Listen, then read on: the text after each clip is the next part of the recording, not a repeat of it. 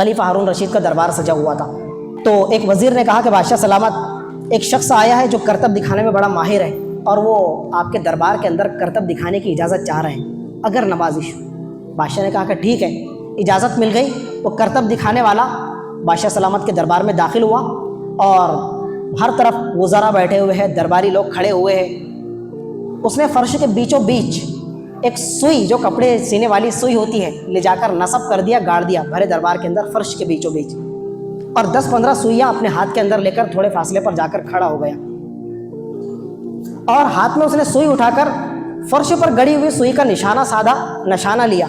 इसने जो सुई पकड़ा हुआ था, उसने जो सुई का निशाना लगाया तो एक के बाद एक उसने मुकम्मल 10 से 15 सुइयाँ फेंका।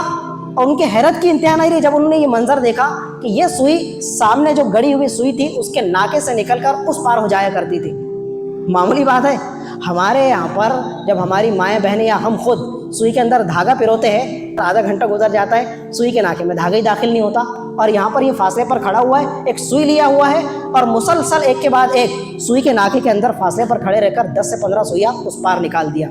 सारा दरबार तालियों से गूंज उठा।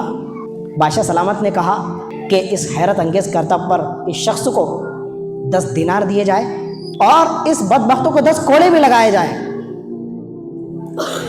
जब दरबारियों ने इस अजीब व गरीब इनाम का ऐलान सुना तो उन्होंने कहा, बादशाह सलामत, इनाम की वजह तो समझ में आती है कि 10 दिनार जो है इसने हैरत अंगेज़ करतब दिखाया, वाक़तन ये 10 दिनार का मुस्तहिक है। ये 10 कोड़े ये किस सज़ा के तौर पर आप दे रहे हैं? तो कहा कि 10 दिनार इसके जहानत के इनाम के तौर पर और 10 कोड़े इसको इस जुर्म की पादाश के अंदर लगाए जाए कि इसने अपनी खुदादाद सलाहियतें, अपनी गॉड गिफ्टेड सलाहियतें जो अल्लाह ताला ने इसको नवाजा है, एक ऐसे काम के अंदर सर्फ किया कि जिसका न दीन के अंदर कोई फ़ायदा है न दुनिया के अंदर कोई फ़ायदा है। ये सुई का करतब दिखाकर कितनी माया पूंजी इकट्ठी कर लेगा, करोड़पति थोड़ी बन जाएगा।